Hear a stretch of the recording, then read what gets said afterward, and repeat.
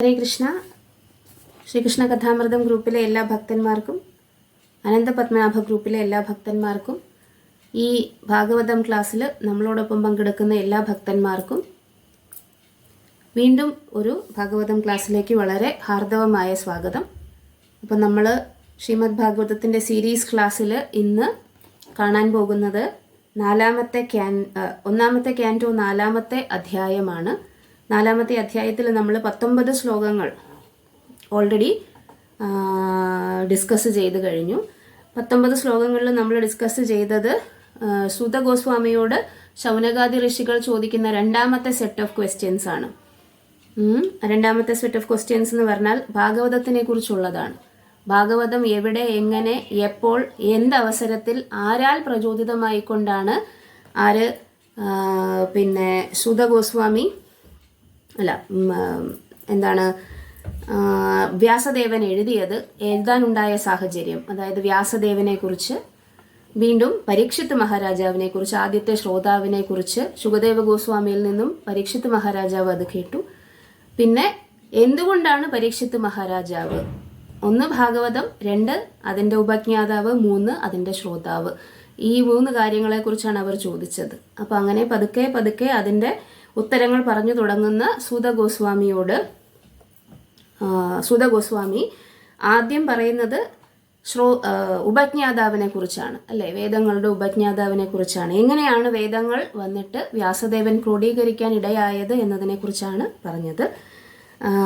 അദ്ദേഹം സരസ്വതി നദിയുടെ തീരത്ത്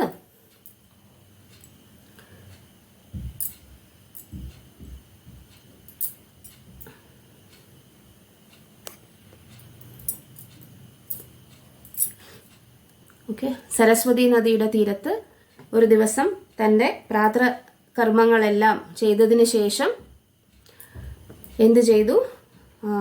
ധ്യാനനിമഗ്നനായിരുന്നു. അപ്പോൾ അദ്ദേഹം എന്തു ചെയ്തു? കലികാലത്തിലെ ജനങ്ങളുടെ പ്രത്യേകതയെക്കുറിച്ച് കണ്ടു. എന്തൊക്കെയാണ് നമ്മൾ കലികാലത്തിലെ ജനങ്ങളുടെ പ്രത്യേകതയെക്കുറിച്ച് പറഞ്ഞത്? 1, ശക്തിഹൃഷാം, അവരുടെ ശാരീരികമായിട്ടുള്ള ശക്തി എന്ന് പറഞ്ഞത് എന്താണ്? നഷ്ടപ്പെട്ടിരിക്കുന്ന ആൾക്കാരാണ്, നമുക്കറിയാം. പിന്നെ അശ്രദ്ധധാനാം, ശ്രദ്ധയില്ല, ഫെയ്ത്ത് ഇല്ല, വിശ്വാസമില്ലാത്ത ആൾക്കാരാണ്. 3, നിസ്സത്വാൻ, അവർക്ക് സത്വഗുണമൊന്നും ഇല്ലാത്തതിനാൽ എപ്പോഴും അക്ഷമരായ ആൾക്കാരാണ്. 4, ദുർമേധാൻ, മേധ എന്ന് പറഞ്ഞാൽ ബുദ്ധി, അതുകൊണ്ട് തന്നെ നല്ല ബുദ്ധിയൊന്നും ഇല്ലാത്ത ആൾക്കാരാണെങ്കിൽ ബുദ്ധി കുറഞ്ഞ ആൾക്കാരാണ്. പിന്നെ എന്താണ്? ഹ്രഷിത ആയുഷ, എന്താണ്? നമ്മുടെ ആയുസ് അല്ലെങ്കിൽ ഡ്യൂറേഷൻ ഓഫ് ലൈഫ് അത് വളരെ ചെറുതാണ്. പിന്നെ ഏറ്റവും അവസാനം ഇതിനെല്ലാം മാറ്റുകൂട്ടാൻ എന്നതുപോലെ ദുർഭാഗാൻ, ഭാഗ്യമില്ലാത്തവരാണ്. നേരത്തെയും അതായത് സൂത ഗോസ്വാമിയുടെ മുന്നിൽ ഋഷിമാരും ഈ പ്രകാരം പറഞ്ഞിരുന്നു. പ്രായേണ അല്പായുഷ സഭ്യ കലൗവസ്മിൻ യുഗേ ജന മന്ദസുമന്ദമഠയ മന്ദഭാഗ്യ ഹി ഉപദ്രുത എന്ന് പറഞ്ഞിരുന്നു. ഇപ്പോൾ വീണ്ടും കലിയുഗത്തിലെ ക്വാളിറ്റീസിനെ കുറിച്ച് വീണ്ടും അവർ തന്നെ പറയുകയാണ്. സൂത ഗോസ്വാമി അവരോട് പറയുകയാണ്. ഈ ഒരു അവസരത്തിലാണ് വ്യാസദേവൻ ചിന്തിച്ചത്, ഇങ്ങനെയുള്ള പ്രശ്നങ്ങളൊക്കെ ഉള്ള ജനങ്ങൾക്ക് വേണ്ടി എന്ത് ചെയ്യാൻ പറ്റും എന്ന് ആര് ചിന്തിക്കുന്നു? വ്യാസദേവൻ ചിന്തിക്കുന്നു. വ്യാസദേവൻ എന്ന് പറയുന്നത് എല്ലാ സത്വഗുണത്തിൽ മുൻപന്തിയിൽ നിൽക്കുന്ന ഭക്തന്മാരുടെയും റെപ്രസെൻറ്റേറ്റീവാണ്, അതായത് പ്രതിനിധിയാണ്. എന്താണ് ഈ പ്രതിനിധി ചെയ്യുന്നത്? പ്രതിനിധിക്ക് ആ പരിശുദ്ധ ഭക്തന് സ്വന്തം ഭക്തിയെ പരിപോഷിച്ചാൽ മതി. തിരികെ ഭൗതിക ലോകത്ത് നിന്ന് അയാൾക്ക് രക്ഷപ്പെടാൻ വേണ്ടിയിട്ട് ഒരു പ്രശ്നവുമില്ല. അയാൾക്ക് ഇനി ഒരാളെ സഹായിച്ചില്ലെങ്കിലും അയാൾക്ക് കുഴപ്പമൊന്നുമില്ല. നമുക്കറിയാം, അല്ലേ? അവരുടെ കാര്യം മാത്രം നോക്കിയാൽ മതി. പക്ഷേ അങ്ങനെയുള്ള ആൾക്കാർ അവരുടെ കാര്യം മാത്രം നോക്കുന്ന സ്വാർത്ഥരായിട്ടുള്ള ആൾക്കാരല്ല, നിസ്വാർത്ഥരായിട്ടുള്ള ആൾക്കാരാണ്. കാരണം എന്താണ്?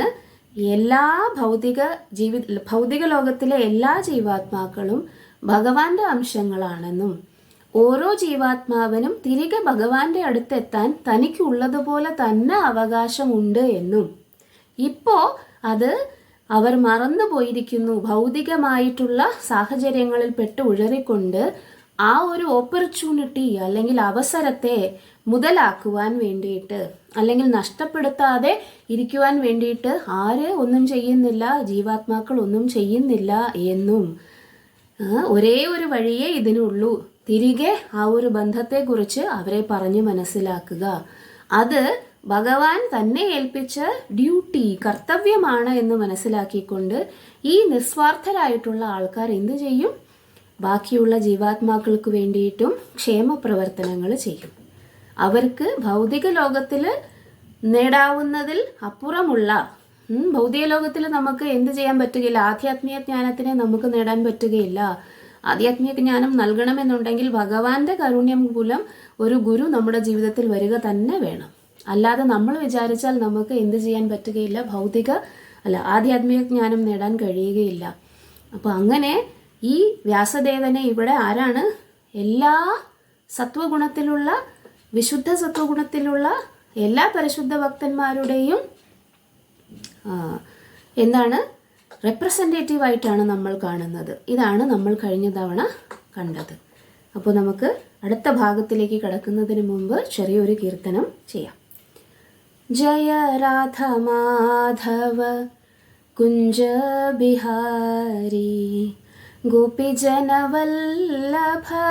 ഗിരിവരധാരി.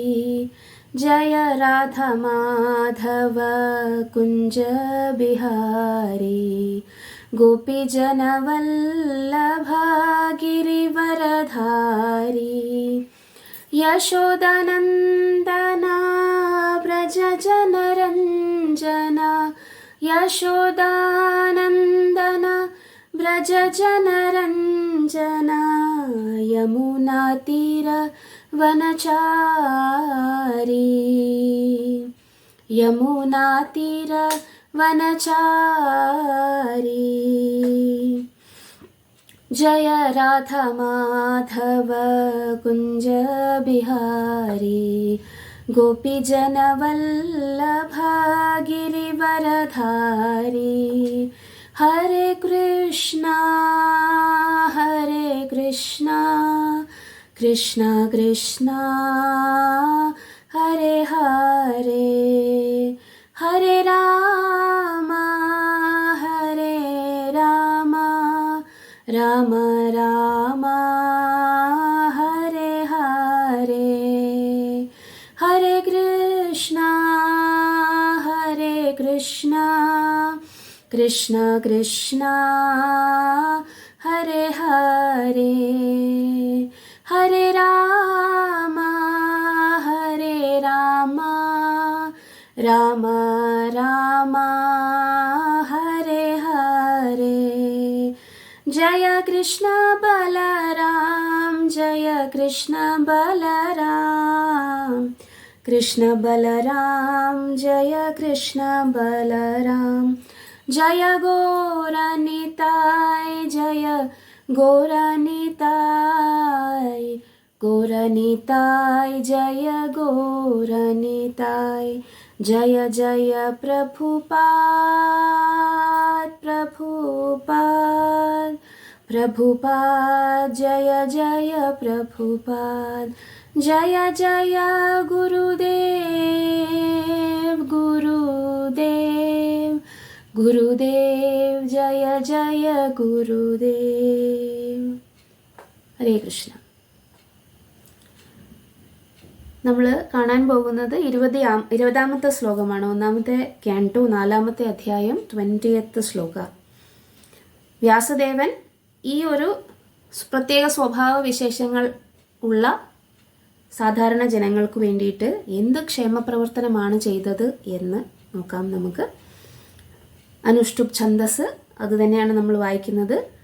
ചാതുർഹോത്രം കർമ്മശുദ്ധം പ്രജാനാം വീക്ഷ്യ വൈദികം വ്യദധാത് യജ്ഞസന്ധത്यै വേദം ഏകം ചതുർവിധം. ഇത് നമ്മൾ കഴിഞ്ഞ തവണ വായിച്ചു, എന്നാലും നമുക്കൊന്നും കൂടെ വായിക്കാം.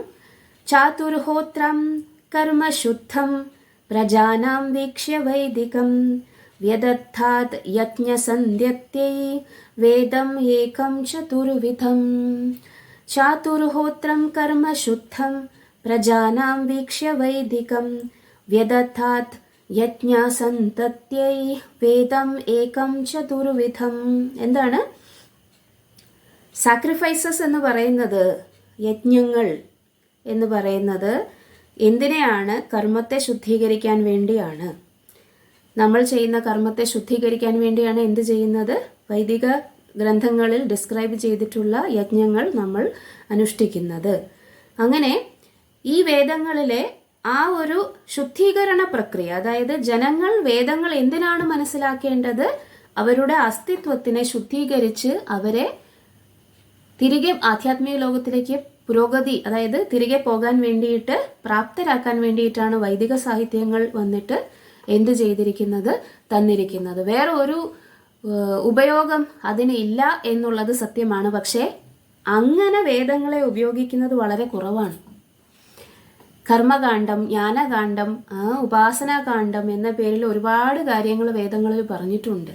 കാരണം എന്താണ്? വേദങ്ങൾ ഒരു പ്രത്യേക ഒരു ഡിറ്റാച്ച്ഡ് ആയിട്ടുള്ള അല്ലെങ്കിൽ വിരക്തിയുള്ള ആൾക്കാർക്ക് വേണ്ടി മാത്രമല്ലല്ലോ, എല്ലാ ജനസമൂഹത്തിനും വേണ്ടിയിട്ടുള്ളതാണല്ലോ. ഈ ജനസമൂഹം എന്ന് പറയുന്നത് ഒരു പ്രത്യേക സ്വഭാവക്കാർ മാത്രമല്ലല്ലോ, എല്ലാ തരത്തിലുമുള്ള സ്വഭാവക്കാരുണ്ട്. കാമം, ക്രോധം, ലോഭം, മോഹം, മതം, മത്സര്യം തുടങ്ങിയ എല്ലാം ഉള്ള ആൾക്കാരുണ്ട്. അതിൽ നിന്നും വിട്ടുപോകാൻ ആഗ്രഹിക്കുന്ന ആൾക്കാരുണ്ട്. അതിലും നീചമായിട്ട് പോകാൻ ആഗ്രഹിക്കുന്ന അല്ലെങ്കിൽ അങ്ങനെ തന്നെ നിൽക്കാൻ ആഗ്രഹിക്കുന്ന ആൾക്കാരുമുണ്ട്. എല്ലാവരെയും അഡ്രസ്സ് ചെയ്യേണ്ടത് കൊണ്ട് അല്ലെങ്കിൽ എല്ലാവരെയും തൃപ്തിപ്പെടുത്തേണ്ടത് കൊണ്ട് തന്നെ വേദങ്ങൾക്ക് ഈ പ്രകാരം എന്താണ്? അതിനകത്ത് ഈ പ്രകാരം എല്ലാവർക്കും വേണ്ടിയിട്ടുള്ള കാര്യങ്ങളുണ്ട്. അത് അവരവരുടെ കോൺഷ്യസ്നെസ് അനുസരിച്ച് ഈ താഴത്തെ ഇപ്പോൾ അവർ നിൽക്കുന്ന ഏത് പടിയാണോ അതിൽ നിന്നും അവരെ ഉയർത്തിക്കൊണ്ടുവരാൻ വേണ്ടിയിട്ടാണ് എന്ത്? വേദങ്ങൾ. അതുകൊണ്ട് തന്നെ നിങ്ങളത് വായിക്കുമ്പോൾ അതിൻ്റെ അകത്ത് പലതരത്തിലുമുള്ള ഇൻസ്ട്രക്ഷൻസ് ഉണ്ട്. കോൺട്രഡിക്ടറി, അതായത് ഇത് വിരോധമല്ലേ എന്ന് തോന്നുന്ന തരത്തിലുള്ള നിർദ്ദേശങ്ങളും ചിലപ്പോൾ നിങ്ങൾക്ക് കണ്ടേക്കാം. അതിൻ്റെ ബേസിസ് അല്ലെങ്കിൽ കാരണം എന്താണ്? ഒന്ന്, പലതരത്തിലുമുള്ള ജനങ്ങൾ ഉള്ളതുകൊണ്ട് സ്വഭാവവിശേഷങ്ങൾ, സത്വരജ തമോ ഗുണങ്ങൾക്കനുസരിച്ച് പലതരത്തിലുള്ള സ്വഭാവവിശേഷങ്ങളുള്ള ജനങ്ങൾ ഉള്ളതുകൊണ്ട് തന്നെ അതിനകത്ത് അവർക്ക് എല്ലാം ഉള്ള ഓപ്ഷൻസ് ഉണ്ട്. ഇപ്പം നിങ്ങളൊരു സൂപ്പർ മാർക്കറ്റിൽ പോകുമ്പോൾ ഒരേ ഒരു ടൈറ്റിലുള്ള ഒരു ടീഷർട്ട് എടുക്കാൻ പോവുകയാണ്. ഒരേ ഒരു സൈസ് മാത്രം, എക്സൽ സൈസ് മാത്രം. സ്മോൾ ഇല്ല, ലാർജ് ഇല്ല, മീഡിയം ഇല്ല, ഡബിൾ എക്സൽ ഇല്ല, ട്രിപ്പിൾ എക്സൽ ഇല്ല, ഒന്നുമില്ല. ഒരേ ഒരു സൈസ് മാത്രം. ആ സൂപ്പർ മാർക്കറ്റിൽ പിന്നെ നിങ്ങൾ പോവില്ല. കാരണം നിങ്ങൾക്ക് ഓപ്ഷൻ ഇല്ല. നിങ്ങളുടെ സൈസ് എക്സൽ അല്ലെങ്കിൽ ലാർജ് അല്ലെങ്കിൽ മീഡിയം ആണെങ്കിൽ, സ്മോൾ ആണെങ്കിൽ എങ്ങനെയാണ് നിങ്ങൾ ആ എക്സൽ മറ്റേ ടീഷർട്ട് മാത്രം ഇടുക? നിങ്ങൾക്ക് ഓപ്ഷൻ ഇല്ല അല്ലേ? അതൊരു വല്ലാത്ത ബുദ്ധിമുട്ടേറിയ സന്ദർഭമായിരിക്കും. വേദങ്ങളും അതുപോലെ തന്നെയാണ്. നമ്മളുടെ സൈസ് മീഡിയം, ഇനിയുള്ള ആളുടെ സൈസ് ലാർജ്, ഇനിയുള്ള ആളുടെ സൈസ് എക്സൽ, ഇതൊക്കെ വേദങ്ങളിൽ ഈ എല്ലാത്തിനുമുള്ള ഓപ്ഷൻസ് ഉണ്ട്. എന്തിനാണ് ആ ഓപ്ഷൻസ് എന്ന് പറയുന്നത്? ഏതാണോ നമ്മുടെ ലെവൽ, ഞാനിപ്പോൾ ഏത് നിലയിലാണോ നിൽക്കുന്നത്, ഒരു പടി കൂടി എന്നെ ഉയർത്തുക, ആ നിലയിൽ നിന്നും വീണ്ടും എന്നെ ഉയർത്തുക. അങ്ങനെ ഏറ്റവും അവസാനം എന്താണ്? വേദൈശ്ച സർവൈരഹം ഏവ വേദ്യോ വേദാന്തകൃത് വേദവിദ് ഏവ ചാഹം എന്ന് ഭഗവത്ഗീത, അതായത് വേദത്തിൻ്റെ എല്ലാം സാരം എന്ന് പറയുന്ന ഭഗവത്ഗീതയിൽ ഭഗവാൻ പറയുന്നു. സർവധർമാൻ പരിത്യജ്യ മാം ഏകം ശരണം വ്രജ എന്ന നിലയിലേക്ക് ഉയർത്തിക്കൊണ്ടുവരാൻ വേണ്ടിയിട്ടാണ് വേദങ്ങൾ. എന്തിനാണ്? ചാതുർഹോത്രം കർമ്മശുദ്ധം, നമ്മുടെ കർമ്മത്തെ ശുദ്ധീകരിക്കാൻ വേണ്ടിയിട്ടാണ്. ഇനി ആ വേദങ്ങളെ സാധാരണ ജനങ്ങളിലേക്ക് എത്തിക്കണമല്ലോ. വേദങ്ങൾ പഠിക്കുക എന്ന് പറയുന്നത് സാധാരണ ജനങ്ങൾക്ക് അപ്രാപ്യമായിരുന്ന ഒരു സമയമാണ്. കാരണം ബൗദ്ധികമായി ഉയർന്ന നിലവാരത്തിലിരിക്കുന്ന ആൾക്കാർക്ക് മാത്രമേ അത് മനസ്സിലാവുകയുള്ളൂ. വേദഗുഹ്യം എന്നാണ് ഭഗവാനെ വിളിക്കുന്നത്. വേദങ്ങളിൽ ഭഗവാനെ കുറിച്ച് പറഞ്ഞിട്ടുണ്ട്. പലരും നമ്മളോട് ചോദിക്കും, വേദങ്ങളിൽ പറഞ്ഞിട്ടില്ലല്ലോ. പക്ഷേ വേദഗുഹ്യാനി എന്നാണ് നമ്മൾ ഭാഗവതത്തിൽ പറഞ്ഞത്. വേദങ്ങളിൽ ഗുഹ്യമായി മാത്രം പറഞ്ഞിരിക്കുന്നു. കാരണം ഭഗവാൻ എല്ലാവർക്കും വെളിവാക്കപ്പെടുകയില്ല. അവരുടെ അവബോധം അനുസരിച്ച് ഭഗവാനെ വെളിവാക്കപ്പെടാൻ ആഗ്രഹിക്കുന്നവർക്ക് മാത്രമേ അദ്ദേഹം വെളിവാകുകയുള്ളൂ. അതാണ് വേദഗുഹ്യാനി എന്ന് പറയുന്നത്. വേദങ്ങൾ മുഴുവൻ പഠിച്ചാലും ഭഗവാനെ മനസ്സിലാക്കണം എന്ന് നിർബന്ധമില്ല. എന്താണ്? ഭക്തിയാ മാം അഭിജാനാതി, അതായത് ഭക്തി കൊണ്ടാണ് അദ്ദേഹത്തെ മനസ്സിലാക്കുന്നത് എന്ന് പറയുന്നു. ഇനി സാധാരണ ജനങ്ങൾക്ക് ഈ കാര്യങ്ങളെല്ലാം മനസ്സിലാകണ്ടേ? ഇനി അത് മാത്രമല്ല, ആ വേദങ്ങളെ ഇനി അടുത്ത തലമുറയിലേക്ക് പകരുകയും വേണം. വ്യദധാത് യജ്ഞ സന്തതിയായി. സന്തതി എന്ന് പറഞ്ഞാൽ എന്താണ്? സന്തതി എന്ന് പറഞ്ഞാൽ പ്രോജനി, അതായത് മക്കൾ. ഇപ്പോൾ വേദങ്ങളെ എങ്ങനെയാണ്, വേദങ്ങളുടെ സന്തതി എന്ന് പറയുന്നത് എന്താണ്? അതിനെ പ്രചരിപ്പിക്കുക എന്നാണ് അർത്ഥം. നോക്കൂ, ഇവിടെ സന്തത്യായി എന്ന് പറഞ്ഞു കഴിഞ്ഞാൽ എക്സ്പാൻഡ് ചെയ്യുക എന്നാണ്. സന്തതി എന്ന് പറഞ്ഞാൽ എക്സ്പാൻഷൻ ചെയ്ത സാധനം എന്നാണ് അർത്ഥം. സോ അപ്പോൾ ഈ സാക്രിഫൈസിനെ കുറിച്ചും കർമ്മശുദ്ധീകരണത്തിനുള്ള ചതുർഹോത്രത്തെക്കുറിച്ചും എല്ലാം പറഞ്ഞിരിക്കുന്ന വേദങ്ങളെ എന്താണ് അദ്ദേഹം ചെയ്തത്? അതിനെ എക്സ്പാൻഡ് ചെയ്യാൻ, അല്ലെങ്കിൽ അതിനെ പ്രചരിപ്പിക്കാൻ, എല്ലാവരിലും എത്തിക്കാൻ, എല്ലാവർക്കും അതിൻ്റെ ബെനഫിറ്റ് കിട്ടാൻ വേണ്ടിയിട്ട് എന്ത് ചെയ്തിരിക്കുന്നു? വേദങ്ങളെ 4ആയി തിരിച്ചു. വേദം ഏകം, ആദ്യം വേദം ഒന്നേ ഉണ്ടായിരുന്നുള്ളൂ. ചതുർവേദം എന്ന രീതിയിൽ അതിനെ അദ്ദേഹം വിഭജിച്ചു. വേദത്തിൻ്റെ ഉപജ്ഞാതാവ് എന്ന് പറഞ്ഞാൽ വേദം ഭഗവാനിൽ നിന്ന് വരുന്നതാണ്. ബ്രഹ്മദേവനാണ് അതിൻ്റെ റിസീവ് ചെയ്തത് ആദ്യം. അതിനുശേഷം അദ്ദേഹം ശിഷ്യ പരമ്പര വഴി വ്യാസദേവൻ വന്നിട്ട് അതിനെ ക്രോഡീകരിക്കുക ചെയ്തിരിക്കുന്നു എന്നാണ് പറയുന്നത്. ഓക്കെ, അപ്പോൾ വ്യാസദേവ ഡിവൈഡഡ് 1 വേദ ഇൻറ്റു 4, 4 ഭാഗങ്ങളാക്കി മാറ്റി. എന്തിനു വേണ്ടി? സന്തത്യായി, അതിനെ പ്രചരിപ്പിക്കാൻ വേണ്ടിയിട്ട്. യജുർവേദം നിങ്ങൾക്കറിയാം. യജുർവേദം, സാമവേദം, ഋഗ്വേദം, അഥർവവേദം എന്നിങ്ങനെ 4 ഭാഗങ്ങളായിട്ട് വിവരിച്ചു അല്ലെങ്കിൽ വിഭജിച്ചു എന്നാണ് അടുത്ത ശ്ലോകത്തിൽ പറയുന്നത്. 20ാമത്തെ ശ്ലോകം. ഋഗ്യജു സാമധർവാഖ്യ വേദശ്ചത്വാര ഉദ്ധൃത ഇതിഹാസ പുരാണം ച പഞ്ചമോ വേദ ഉച്യത്തെ. ഋഗ് യജു സാമാധർവാഖ്യ വേദശ്ചത്വാര ഉദ്ധൃത ഇതിഹാസ പുരാണം ച പഞ്ചമോ വേദ ഉച്യത്തെ.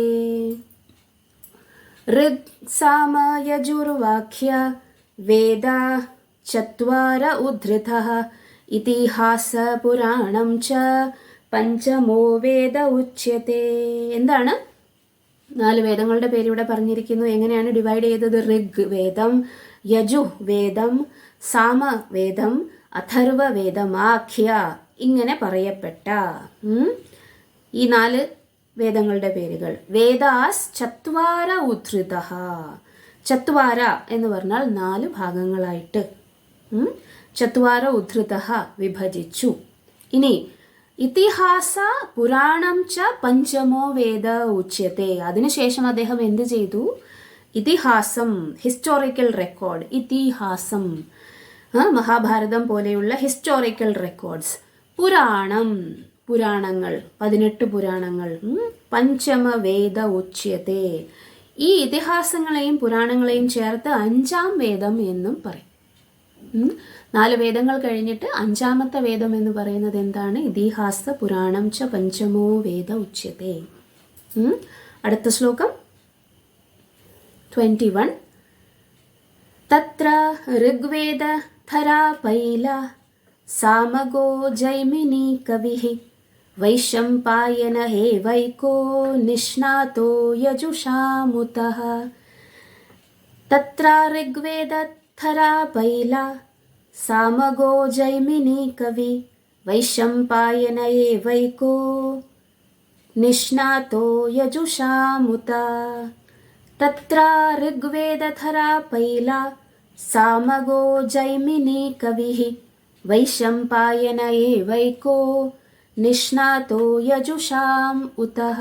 എന്താണ് ഇവിടെ പറഞ്ഞിരിക്കുന്നത്? വ്യാസദേവൻ 4ആയിട്ട് ഡിവൈഡ് ചെയ്തിട്ട് എന്ത് ചെയ്തു?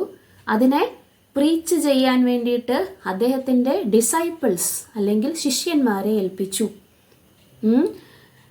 വൈവിധ്യമാർന്ന മാർഗങ്ങളിൽ വികസിപ്പിക്കുന്നതിനായി. അപ്പോൾ ഇത് കൈമാറ്റം ചെയ്യപ്പെടുന്നത് ശിഷ്യ പരമ്പര വഴിയാണെന്ന് ഇവിടെ തന്നെ നമുക്ക് മനസ്സിലായി അല്ലേ? ഒരിക്കലും ഒരാൾ ആധ്യാത്മിക ഗുരു ആകുന്നത് പെട്ടെന്ന് ഒരു സുപ്രഭാതത്തിൽ പൊട്ടിമുളയ്ക്കുന്ന ആധ്യാത്മിക ഗുരുവല്ല. ആ ഗുരുവിന് ഇനിയൊരു ഗുരു ഉണ്ടാകണം. അങ്ങനെ ട്രേസ് ചെയ്തു പോയാൽ അത് അവസാനം ഈ വേദങ്ങളുടെ ഉപജ്ഞാതാവായ ശ്രീകൃഷ്ണ ഭഗവാനിൽ തന്നെ എത്തിച്ചേരുകയും ചെയ്യണം. എന്താണ്? വേദശ്ച സർവൈരഹം ഏവ വേദ്യോ വേദാന്തകൃത് വേദവിത്ത്. കൃത് എന്ന് പറഞ്ഞാൽ കൃതി അല്ലെങ്കിൽ കർത്താവ്. ചെയ്തിരിക്കുന്ന അല്ലെങ്കിൽ എഴുതിയിരിക്കുന്ന അല്ലെങ്കിൽ പറഞ്ഞിരിക്കുന്ന അല്ലെങ്കിൽ സൃഷ്ടിച്ചിരിക്കുന്ന കൃത്തി എന്ന് പറഞ്ഞാൽ വേദകൃത് എന്ന് പറഞ്ഞാൽ വേദങ്ങളെ സൃഷ്ടിച്ചിരിക്കുന്നത്. വേദാന്തകൃത്, വേദവിത്ത്, വിത്ത്, വിദ്വാൻ, വിത്ത് എന്ന് പറഞ്ഞ ആ ഒരു വാക്ക് എന്ന് പറയുന്നത് അറിവുള്ളവൻ അല്ലെങ്കിൽ അറിയുന്നവൻ എന്നാണ്, വേദവിദ്. അപ്പോൾ വേദാന്തകൃത്, വേദവിത്ത് ഇത് രണ്ടും ആരാണ്? ഏവച അഹം. ആരാ പറയുന്നത്? ശ്രീകൃഷ്ണ ഭഗവാൻ ഭഗവത്ഗീതയിൽ പറയുന്നു. വേദൈശ്ച സർവൈർ അഹം ഏവ വേദ്യോ. വേദൈശ്ച സർവൈർ, എല്ലാ വേദങ്ങളിൽ നിന്നും വേദ്യ അറിയേണ്ടുന്നവൻ ആരാണ്? ഞാനാണ്. അഹം ഏവ വേദ്യോ വേദാന്തകൃത് വേദവിത്ത് ഏവ ചാഹം. അപ്പോൾ ഇതെല്ലാം തുടങ്ങിയിരിക്കുന്നത് ഒബ്വിയസ്ലി എവിടെ നിന്നായിരിക്കണം? ശ്രീകൃഷ്ണ ഭഗവാനിൽ നിന്നായിരിക്കണം. അങ്ങനെ ട്രേസ് ചെയ്യുന്ന ഗുരുശിഷ്യ പരമ്പര ഇല്ല എന്നുണ്ടെങ്കിൽ ആ ആധ്യാത്മിക ഗുരു ബോണഫൈഡ് അല്ലെങ്കിൽ വിശ്വാസ്യനായ ഒരു ആധ്യാത്മിക ഗുരു ആയിരിക്കാൻ സാധ്യതയില്ല. ഒരു സുപ്രഭാതത്തിൽ എനിക്ക് സ്വന്തമായിട്ട് ജ്ഞാനം ലഭിച്ചു എന്ന് പറയുന്ന ആൾ ഒരു ആധ്യാത്മിക ഗുരു, ബോണഫൈഡ് ആയിട്ടുള്ള ഒരു ആധ്യാത്മിക ഗുരു അല്ല എന്നത് ഇവിടെ ആര് പറയുന്നു? വ്യാസദേവൻ തന്നെ പറയുന്നു. വ്യാസദേവൻ ഇതെല്ലാം ഉപദേശിച്ചു കൊടുത്തത് അദ്ദേഹത്തിൻ്റെ ഗുരുവായ നാരദ മഹർഷിയാണ്. അതിനെ ക്രോഡീകരിച്ചു വെച്ചു നാരദ മഹർഷി. ഇനിയും വരും. എന്താണ്? ശിഷ്യനെ വീണ്ടും ശകാരിക്കാൻ വേണ്ടിയിട്ട് നമ്മൾ കാണും. നാരദ മഹർഷി എന്തിനാണ് വ്യാസദേവനെ ശകാരിക്കുന്നത്? ഇനിയും ഇത്രയൊക്കെ ചെയ്തിട്ട് നമ്മളെപ്പോലുള്ള ആൾക്കാരെയൊക്കെ വഴക്കുണ്ടാക്കിയാൽ അല്ലെങ്കിൽ ശകാരിച്ച പിന്നെയുണ്ട് കാര്യം. പക്ഷെ വ്യാസദേവനെ പോലെയുള്ള ഒരു ശിഷ്യനെ എന്തിനാണ് ഇത് ശകാരിക്കുന്നത് എങ്ങനെയാണെന്ന് നമുക്ക് മനസ്സിലാകും. അടുത്ത ചാപ്റ്ററിൽ നാരദ മഹർഷി വന്ന് പറയും, നീ എന്താണ് ചെയ്തു വെച്ചിരിക്കുന്നത്, മൊത്തം മണ്ടത്തരങ്ങളാണല്ലോ എന്ന് പറയും. അത്ര ബുദ്ധിമാനായിട്ടുള്ള ഒരു ശിഷ്യനെ എന്താണ്, അതിനും ഗുരുദേവൻ വേണം. എന്തിനാണ്? ഗുരു എന്ന് പറഞ്ഞു കഴിഞ്ഞിട്ടുണ്ടെങ്കിൽ ഭയങ്കര ഹെവി എന്നാണ് അർത്ഥം. നമ്മളുടെ തീരെ ചെറിയ ആധ്യാത്മിക പുരോഗതിയിൽ നമുക്ക് വിഘാതം സൃഷ്ടിക്കുന്ന തീരെ ചെറിയ തെറ്റുകളെ പോലും ചൂണ്ടിക്കാണിച്ച് അതിനെ കറക്റ്റ് ചെയ്യുന്നവനാണ് ആര്? ഗുരു എന്ന് പറയുന്നത്. സോ അപ്പോൾ അങ്ങനെ ഒരു ഗുരു ഇല്ല എന്നുണ്ടെങ്കിൽ ഞാൻ സ്വയം പ്രഖ്യാപിത ഗുരുവാണ് എന്ന് പറയുന്ന ആൾക്ക് എത്രത്തോളം വിശ്വാസ്യതയുണ്ട് എന്ന് ഇവിടെ ഭാഗവതത്തിൽ നമ്മളോട് ചോദിക്കാം, അല്ലേ? നമ്മൾക്ക് ചോദിക്കാം. ഭാഗവതം നമ്മളോട് പറയുന്നു ഇവർക്ക്, അതും വ്യാസദേവൻ എന്നിട്ട് എന്ത് ചെയ്തു? വ്യാസദേവന്റെ ശിഷ്യന്മാരെ ഏൽപ്പിച്ചു. ആരെയാണ് ഏൽപ്പിച്ചത്? തത്ര അത് കഴിഞ്ഞിട്ട് ഋഗ്വേദധര പൈല ഋഷി, അദ്ദേഹം ഒരു ഋഷിയുടെ പേരാണ്, പൈല എന്ന് പറയുന്ന ഋഷി. ഋഗ്വേദത്തിന്റെ വികസനം, അതായത് അതിൻ്റെ സന്തത്യൈ, അതായത് അതിൻ്റെ പെർപെച്യുവേഷൻ അല്ലെങ്കിൽ പ്രീച്ചിങ് അല്ലെങ്കിൽ അടുത്ത ശിഷ്യ പരമ്പരയിലേക്ക് പകർന്നു കൊടുക്കാനുള്ള ഒരു ഉത്തരവാദിത്വം ഏൽപ്പിച്ചിരിക്കുന്നത് പൈല ഋഷിയെയാണ്. അതേപോലെ തന്നെ മറ്റുള്ളവരുടെ പേരും പറയുന്നു. സാമഗോ ജൈമിനിഹി, വളരെ ബുദ്ധിമാനായ അല്ലെങ്കിൽ വളരെ വിദഗ്ധനായ ജൈമിനി ഋഷിയെയാണ്, ഹൈലി ക്വാളിഫൈഡ് ആയിട്ടുള്ള ജൈമിനി ഋഷിയെയാണ് എന്ത് ചെയ്തിരിക്കുന്നത്? സാമവേദത്തിന് റിസീവറായിട്ട് അല്ലെങ്കിൽ ഹൃദിസ്ഥമാക്കാനും അത് പ്രചരിപ്പിക്കാനും വേണ്ടി ഏൽപ്പിച്ചിരുന്നത്. പിന്നെ എന്താണ്? വൈശംപായന ഏവൈകോ നിഷ്ണാതോ യജുഷാമുത്തഃ. ഇനി ആരാണ്? യജുർവേദം, അത് വൈശംപായന ഋഷി.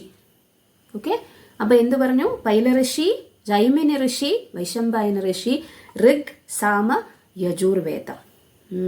ഇനി അത് കഴിഞ്ഞിട്ട് എന്ത് സംഭവിച്ചു? ഇനി ഒരു വേദം കൂടെ ബാക്കിയുണ്ട്. അത് 22ാമത്തെ ശ്ലോകത്തിൽ പറയുന്നു. അതാരെയാണ് ഏൽപ്പിച്ചിരിക്കുന്നത്? 22ാമത്തെ ശ്ലോകം.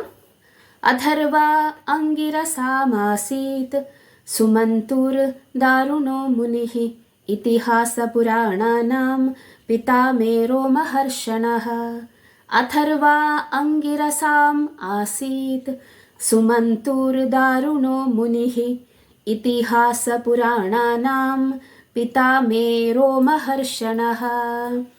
അഥർവ അംഗിരസാം ആസീത് സുമന്തുർ ദാരുണോ മുനിഃ ഇതിഹാസ പുരാണാനാം പിതാമേരോ മഹർഷണഃ. ഇനി രണ്ട് കാര്യങ്ങളും കൂടി ഉണ്ടല്ലേ. അഥർവവേദമുണ്ട്, ഇനി എന്താണ്? പഞ്ചമവേദം എന്നറിയപ്പെടുന്ന ഇതിഹാസവും പുരാണവും ഉണ്ട്. അപ്പോൾ അഥർവ വേദത്തിനെ ആരാണ് സ്വീകരിച്ചത്? അംഗിരസ് എന്ന് പറയുന്ന ഋഷി, അദ്ദേഹത്തിന്റെ ശിഷ്യനാണ്. ആരുടെ? വ്യാസദേവന്റെ ശിഷ്യനാണ്. അദ്ദേഹത്തെ ഏൽപ്പിച്ചു. അദ്ദേഹം വളരെയധികം സീരിയസ്ലി, അതായത് വളരെ ആത്മാർത്ഥമായിട്ട് അതിനുവേണ്ടി ഇഷ്ടമുള്ള ആളായിരുന്നു. ഇനി ഇതിഹാസങ്ങൾ പുരാണങ്ങളും ആർക്കാണ് നൽകിയത്? അതിൻ്റെ ഉത്തരവാദിത്വം പിതാമേ രോമഹർഷണ. ഇതാരാണ്? സൂതഗോസ്വാമി പറയുന്നു. പിതാമേ രോമഹർഷണ. സൂതഗോസ്വാമിയുടെ അച്ഛനായ രോമഹർഷണ എന്ന് പറയുന്ന അദ്ദേഹത്തിനാണ് ഇതിഹാസത്തിൻ്റെയും പുരാണത്തിൻ്റെയും ഉത്തരവാദിത്വം കൊടുത്തത്, അല്ലേ? ഇതിഹാസ പുരാണാനാം പിതാ മേ രോമഹർഷണ, എൻ്റെ അച്ഛൻ. അദ്ദേഹത്തിൻ്റെ രോമഹർഷണ സുത എന്നാണ് അദ്ദേഹത്തെ പറയുന്നത്, സൂത ഗോസ്വാമി. അപ്പോൾ രോമഹർഷണൻ എന്ന് പറയുന്നത് അദ്ദേഹത്തിൻ്റെ അച്ഛനാണ്. അപ്പോൾ ഈ ഒരു ഡിവിഷൻ ഇപ്പം നമ്മൾ കേട്ടു. ഋഗ്വേദം, യജുർവേദം, സാമവേദം, അഥർവവേദം, പൈല ഋഷി, ജൈമിനി, പിന്നെ എന്താണ്, വൈശംപായന, അങ്കിരസ, രോമഹർഷന, ഇങ്ങനെ 5 തരത്തിലുള്ള ശിഷ്യന്മാരെ, 5 ശിഷ്യന്മാരെ അദ്ദേഹം ഇതിനെ പെർപെച്വേറ്റ് ചെയ്യാൻ വേണ്ടിയിട്ട് ഏൽപ്പിച്ചു. ഇനി എന്ത് സംഭവിച്ചു? 23 ത ഏത ഋഷയോ വേദം സ്വം സ്വം വ്യസ്യൻ അനേകഥാ ശിഷ്യൈ പ്രശിഷ്യൈ തശിഷ്യൈർ വേദസ്തേ ശാഖിനോ ഭവാൻ. ത ഏത ഋഷയോ വേദം സ്വം സ്വം വ്യസ്യൻ അനേകഥാ ശിഷ്യൈ പ്രശിഷ്യൈ തശിഷ്യൈർ വേദസ്തേ ശാഖിനോ ഭവാൻ. ത ഏത ഋഷയോ വേദം സ്വം സ്വം വ്യസ്യൻ അനേകഥാ ശിഷ്യൈ പ്രശിഷ്യൈ തശിഷ്യൈർ വേദസ്തേ ശാഖിനോ ഭവാൻ. വളരെ സിമ്പിൾ ശ്ലോകം. ത ഏത ഋഷയോ, ആ ഋഷിമാരെല്ലാം. ഏത് ഋഷിമാർ? നേരത്തെ വ്യാസദേവന്റെ കയ്യിൽ നിന്നും ആ നോളജ് അല്ലെങ്കിൽ വിവിധ തരത്തിലുള്ള ഡിവിഷൻസിനെ അക്സെപ്റ്റ് ചെയ്ത ഋഷിമാരെല്ലാവരും സ്വം സ്വം യസ്യൻ അനേകഥ, ആ ഓരോ റിസീവ് ചെയ്ത ജ്ഞാനത്തെയും ഇനി പലർക്ക്, ആർക്ക്? ശിഷ്യൈ, ശിഷ്യന്മാർക്ക്, അവരുടെ ശിഷ്യന്മാർക്ക്, പ്രശിഷ്യൈർ, വീണ്ടും അവരുടെ ശിഷ്യന്മാർക്ക്, തശിഷ്യൈർ, അങ്ങനെ ഒരുപാട് ആൾക്കാരിൽ കൂടെയാണ് എന്ത് ചെയ്യുന്നത്? ഈ വേദങ്ങൾ വന്നിട്ട്. അപ്പോൾ വേദങ്ങളെ സൂക്ഷിക്കുന്നത് ഇങ്ങനെയാണ്. എങ്ങനെ? പ്രചരണം ചെയ്തുകൊണ്ട്. ഭാഗവതത്തെയും ഭഗവത്ഗീതയെയും നമ്മുടെ പൂജാമുറിയിൽ അടച്ചു വെച്ച് സൂക്ഷിക്കാനുള്ളതല്ല, പഠിച്ച് പ്രചരണം ചെയ്ത് പ്രാവർത്തികമാക്കി സൂക്ഷിക്കാനുള്ളതാണ്. അങ്ങനെയാണെങ്കിലേ അത് എന്ത് ചെയ്യുകയുള്ളൂ? സൂക്ഷിക്കാൻ പറ്റുകയുള്ളൂ. അല്ലെങ്കിൽ നഷ്ടപ്പെട്ടു പോകും. എന്താണ് ഭഗവാൻ പറഞ്ഞത് ഭഗവത്ഗീതയിൽ? ഈ രാജർഷിമാർ പോലും ഈ തരത്തിലുള്ള ജ്ഞാനത്തെ സ്വീകരിച്ചിരുന്നു. പക്ഷേ ഓരോ കാലം കഴിയുമ്പോഴേക്കും ആ ജ്ഞാനം ലോപിച്ചില്ലാണ്ടായിപ്പോയി എന്ന് പറഞ്ഞു. വീണ്ടും അതിനെ തിരികെ സ്ഥാപിക്കാൻ വേണ്ടി ഭഗവാൻ തന്നെയാണ് വരുന്നത് എന്ന് പറയുന്നു. അപ്പോൾ നമ്മളുടെ ഉത്തരവാദിത്വം ഭഗവാനെ ഈ കാര്യത്തിൽ സഹായിക്കുക എന്നുള്ളതാണ്, അല്ലേ? നമ്മുടെ ഗുരുവിനെ ഈ കാര്യത്തിൽ സഹായിക്കുക എന്നുള്ളതാണ്. എന്താണ് ഗുരുവിന് ഭഗവാനും വേണ്ടത്? നമ്മൾ ഇത് പഠിക്കുക, പ്രാവർത്തികമാക്കുക, പ്രചരണം ചെയ്യുക. 3 കാര്യങ്ങൾ. പഠിക്കുക മാത്രമല്ല, പ്രാവർത്തികമാക്കുക മാത്രമല്ല, പ്രചരണം ചെയ്യുക. പഠിക്കണം ആദ്യം, എന്നാലേ അത് ജീവിതത്തിൽ പ്രാവർത്തികമാക്കുകയുള്ളൂ. പ്രാവർത്തികമാക്കണം, എന്നാലേ പ്രചരിപ്പിക്കാൻ കഴിയുകയുള്ളൂ. കാരണം വെറുതെ ചുമ്മാ പറയാൻ പറ്റില്ല. ഇതിനെ റിയലൈസ് ചെയ്താൽ മാത്രമേ പറയാൻ പറ്റുകയുള്ളൂ. അതാണ് ഇത് ഭഗവാന്റെയും ഗുരുവിൻ്റെയും കർത്തവ്യത്തെ നമ്മൾ ഷെയർ ചെയ്യുന്നത് പോലെയാണ് ശിഷ്യന്മാരായ നമ്മൾ. ആർക്ക് വേണമെങ്കിലും ചെയ്യാം. ഇവിടെ നമ്മൾ ഇനി വായിക്കുന്ന ശ്ലോകങ്ങളിൽ ചിലപ്പോൾ നിങ്ങൾക്ക് കൺഫ്യൂഷൻ ഉണ്ടാകും. സ്ത്രീകൾ, ശൂദ്രന്മാർ എന്നിങ്ങനെ പറയുമ്പോൾ. പക്ഷേ ആ കൺഫ്യൂഷൻ എന്താണ് എന്ന് നമുക്ക് ആ ശ്ലോകങ്ങൾ വായിക്കുമ്പോൾ പറയാം. ആർക്ക് വേണമെങ്കിലും അങ്ങനെ ദേശകാല പാത്ര, കാസ്റ്റ്, ക്രീഡ്, അങ്ങനെ നിറം, പിന്നെ എന്താണ് ജെൻഡർ, ഫീമെയിൽ, മെയിൽ, ഇങ്ങനെയുള്ള ഡിസ്ക്രിപ്ഷൻസ് ഒന്നുമില്ല. ആർക്ക് വേണമെങ്കിലും, യോഗ്യതയുള്ള ആർക്ക് വേണമെങ്കിലും. എന്താണ്? വെറുതെ ഉള്ള ആർക്ക് വേണമെങ്കിലും അല്ല, യോഗ്യതയുള്ള ആർക്ക് വേണമെങ്കിലും അതിനെ പഠിക്കാം, പ്രാവർത്തികമാക്കാം, പ്രചരണം ചെയ്യാം. അപ്പോൾ ഇങ്ങനെയാണ് വേദങ്ങളുടെ ശാഖകൾ വരുന്നത്. എന്താണ്? ശിഷ്യൈ പ്രശിഷ്യൈ തശിഷ്യൈർ വേദസ്തേ ശാഖിനോ ഭവാൻ. അങ്ങനെ വേദങ്ങളുടെ ശാഖകൾ വളരുന്ന ആ ഒരു കാര്യമാണ് ഇവിടെ പറയുന്നത്. എന്ത് ചെയ്യുന്നു? ഇത് ആരാണ് ഇപ്പോൾ ചെയ്തുകൊണ്ടിരിക്കുന്നത്? വ്യാസദേവൻ, അല്ലേ? എന്താണ് വ്യാസദേവൻ ഈ ഒരു വേദങ്ങളെ എന്തിനാണ് ശാഖകളായിട്ട് ഇങ്ങനെ വളർത്തുന്നത്? എല്ലാവർക്കും പ്രാപ്യമാകണം. നേരത്തെ ആൾക്കാർ ആരോപിക്കുന്നത് പോലെ ആരെങ്കിലും ഒരേ ഒരു എന്താണ് ഒരു വിഭാഗത്തിൻ്റെ മാത്രം സ്വത്ത് ആയിട്ട് വെച്ചിരിക്കുന്ന കാര്യമല്ല. അത് എന്താണ് എല്ലാവർക്കും വേണ്ടിയിട്ട്, ഈവൻ വ്യാസദേവൻ വന്നിട്ട് എല്ലാവർക്കും വേണ്ടിയിട്ട് ഡിസ്ട്രിബ്യൂട്ട് ചെയ്യാൻ വേണ്ടിയിട്ടാണ് ശിഷ്യന്മാരെ ഏൽപ്പിച്ചിരിക്കുന്നത്, യോഗ്യതയുള്ള എല്ലാവർക്കും വേണ്ടിയിട്ട്. അപ്പോൾ ഇങ്ങനെയാണ് അതിനെ വിഭാഗം ചെയ്തിരിക്കുന്നത്. Okay, next shloka 24. ത ഏവ വേദ ദുർമേധൈർ ധാര്യന്തെ പുരുഷൈര്യഥാ ഏവം ചകാര ഭഗവാൻ വ്യാസ കൃപണവത്സലഃ.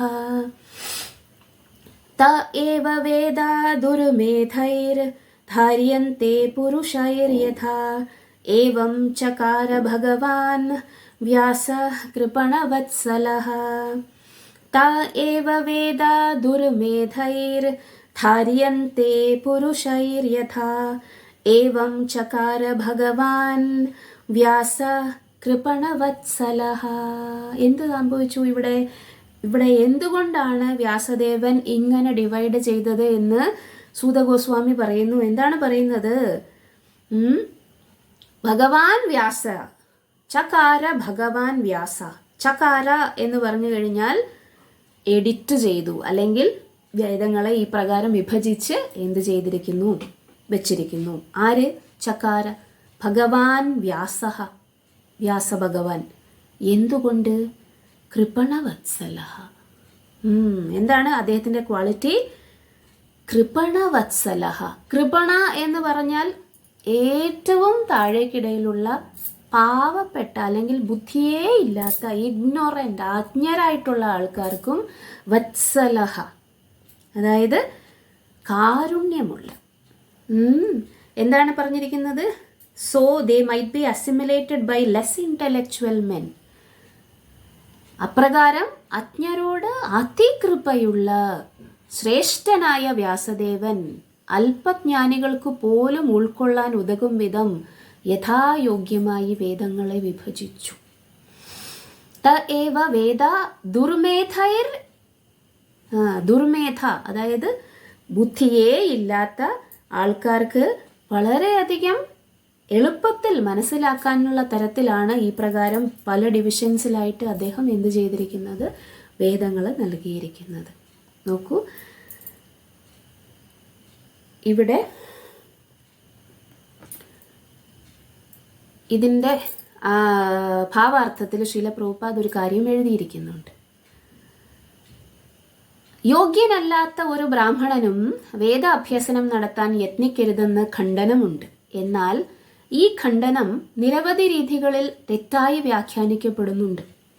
ഒരു വിഭാഗം ജനങ്ങൾ ബ്രാഹ്മണകുലത്തിൽ ജനിച്ചു എന്ന ഏക കാരണത്താൽ ബ്രാഹ്മണീയ യോഗ്യതകൾ അവകാശപ്പെടുകയും വേദാധ്യയനം ബ്രാഹ്മണകുലത്തിൻ്റെ കുത്തകയായി അവകാശവാദം ഉന്നയിക്കുകയും ചെയ്യുന്നു.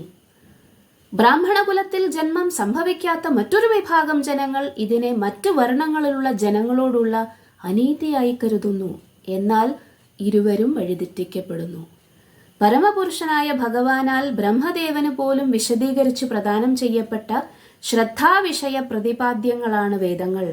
ആകയാൽ സത്വഗുണത്തിൽ അധിഷ്ഠിതമായ സവിശേഷ ഗുണങ്ങളോട് കൂടിയ വ്യക്തികളാൽ മാത്രമേ ശ്രദ്ധാവിഷയത്തെ മനസ്സിലാക്കുവാൻ സാധ്യമാകൂ. രജോ ഗുണത്തിലും തമോ ഗുണത്തിലും അധിഷ്ഠിതരായ വ്യക്തികൾ വേദങ്ങളിലെ പ്രതിപാദ്യ വിഷയം മനസ്സിലാക്കാൻ കഴിവില്ലാത്തവരാണ്. കാരണം എന്താണ്? വിഷയം അതാണ്.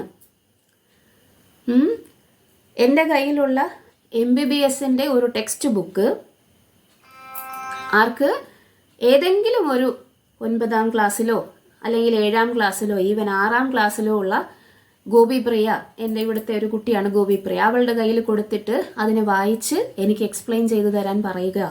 ഞാൻ അങ്ങനെ പറഞ്ഞു കഴിഞ്ഞാൽ എന്തായിരിക്കും അവൾക്ക് പറ്റുക? അവൾക്ക് വ്യാഖ്യാനിക്കാനോ അല്ലെങ്കിൽ വായിച്ച് മനസ്സിലാക്കാനോ കഴിയുകയില്ല.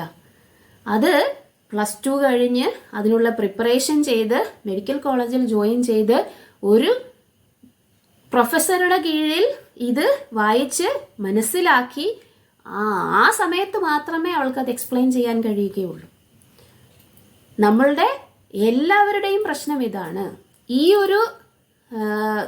ഒരു വിഷയം എന്ന് പറയുന്നത് സത്വഗുണത്തിൽ അധിഷ്ഠിതമായ സവിശേഷ ഗുണങ്ങളോടുകൂടിയ വ്യക്തികൾക്ക് മാത്രമേ അത്രയും കാര്യമായിട്ട് മനസ്സിലാക്കാൻ സാധിക്കുകയുള്ളൂ. അതുകൊണ്ടാണ് നമ്മൾ ഈ റെഗുലേറ്ററി പ്രിൻസിപ്പിൾസ് ഒക്കെ ഫോളോ ചെയ്ത് മിനിമം ഒരു സത്വഗുണത്തിലെങ്കിലും വരണം എന്ന് പറയുന്നത്. ഭക്തി തുടങ്ങാൻ വേണ്ടിയിട്ട് സത്വഗുണം തന്നെ വേണം.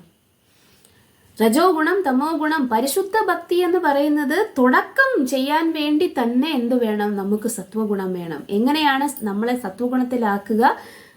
നമ്മളുടെ ആഹാരത്തെ ശുദ്ധീകരിച്ച്, നിദ്രയെ ശുദ്ധീകരിച്ച്, മൈഥുനത്തെ ശുദ്ധീകരിച്ച്, ബാക്കിയുള്ള എല്ലാ തരത്തിലുള്ള കർമ്മങ്ങളെയും ശുദ്ധീകരിക്കാൻ വേണ്ടിയിട്ടാണ് 4 റെഗുലേറ്ററി പ്രിൻസിപ്പിൾസ് ഓഫ് ഫ്രീഡം. ഇത് വെറും ഒരു നിബന്ധനയല്ല, നമ്മുടെ അവബോധത്തെ പടിപടിയായിട്ട് ഉയർത്തിക്കൊണ്ടുവന്ന് ഈ ഒരു ഭക്തിക്ക് നമ്മളെ പ്രാപ്തരാക്കാൻ അല്ലെങ്കിൽ യോഗ്യരാക്കാൻ വേണ്ടിയിട്ടാണ് ഈ റെഗുലേറ്ററി പ്രിൻസിപ്പിൾസ് പറയുന്നത്. അങ്ങനെയുള്ള ആൾക്കാർക്ക് മാത്രമേ അത് പ്രാക്ടീസ് ചെയ്യാൻ പറ്റുകയുള്ളൂ. അത് ആ വിഷയത്തിൻ്റെ പ്രത്യേകതയാണ്, ആരുടെയും കുഴപ്പമല്ല. അത് ആ വിഷയത്തിൻ്റെ പ്രത്യേകതയാണ്. വിഷയം ഭഗവാനാണ്. ഭഗവാൻ വിശുദ്ധ സത്വത്തിലുള്ള ആളാണ്. പിന്നെ അറ്റ്ലീസ്റ്റ് സത്വഗുണത്തിലുള്ള ആൾക്ക് മാത്രമല്ലേ ഭഗവാനെ മനസ്സിലാക്കാൻ പറ്റുകയുള്ളൂ. അന്ധമായിട്ടുള്ള ഒരു അവിശ്വാസിക്കോ അല്ലെങ്കിൽ ലഹരിക്കും അടിമപ്പെട്ട് സ്വന്തം അവബോധത്തെ മൃഗത്തിലേക്ക് മാറ്റിയിരിക്കുന്ന ആൾക്കോ എങ്ങനെ സത്വഗുണത്തിലുള്ള ആളെ മനസ്സിലാകും? അല്ലെങ്കിൽ അതിനെ ഡിസ്ക്രൈബ് ചെയ്യുന്ന വേദങ്ങളെ മനസ്സിലാകും? അതുകൊണ്ടാണ് ബ്രാഹ്മണ കുലം എന്ന് പറയുന്നത്, നിങ്ങൾ മനസ്സിലാക്കണം, ജന്മം കൊണ്ടുള്ള ബ്രാഹ്മണ കുലമല്ല. ബ്രാഹ്മണ കുലം എന്ന് പറയുന്നത് ജന്മത്തിന്റെ അടിസ്ഥാനത്തിലല്ല. അങ്ങനെ അവകാശവാദം പിന്നെ വന്നതാണ്. ബ്രാഹ്മണ്യം എന്ന് പറയുന്നത് ഗുണത്തിന്റെ അടിസ്ഥാനത്തിലാണ്. ചാതുർവർണ്ണ്യം മയാ സൃഷ്ടം ഗുണ കർമ്മ വിഭാഗശഃ. നിങ്ങൾ ഏത് ഗുണത്തിലാണോ, ഏത് കർമ്മത്തിലാണോ നിങ്ങൾ കഴിയുന്നത്, അല്ലെങ്കിൽ ഏത് ഗുണത്തിന്റെ ബേസിസിലാണോ നിങ്ങൾ കർമ്മം ചെയ്യുന്നത്, നാച്ചുറലി നിങ്ങൾ ആ ഗുണത്തിലും കർമ്മത്തിനും ബേസ് ചെയ്ത് 4 തരത്തിലുള്ള വർണ്ണവും ആശ്രവുമായി മാറും. ഞാൻ ബ്രാഹ്മണനായി ജനിച്ചു, അച്ഛനും അമ്മയും ബ്രാഹ്മണർ, പൂണൂലിട്ട ബ്രാഹ്മണരാണ് എന്ന് പറഞ്ഞിട്ട് ഞാൻ ഒരു ബ്രാഹ്മണനാകണോ നിർബന്ധമില്ല. ശമോ ദമ തപ ശൗചം ക്ഷാന്തിരാർജവം ഏവച ജ്ഞാനം വിജ്ഞാനം ആസ്തിക്യം ബ്രഹ്മ കർമ്മ സ്വഭാവച്ച. 9 ഗുണങ്ങൾ ഭഗവത്ഗീതയിൽ പറയുന്നു. ശമ, ദമ, തപ, ശൗചം, ശാന്തി, ആർജവം, ജ്ഞാനം, വിജ്ഞാനം, ആസ്തിക്യം. ഇതുണ്ടോ? ഉണ്ടെങ്കിൽ നിങ്ങൾ ആ അച്ഛനും അമ്മയും ജനിച്ചിരിക്കുന്ന കുലം എന്ന് പറയുന്നത് ബ്രാഹ്മണ കുലത്തിൽ അല്ലെങ്കിലും ബ്രാഹ്മണനായിരിക്കും.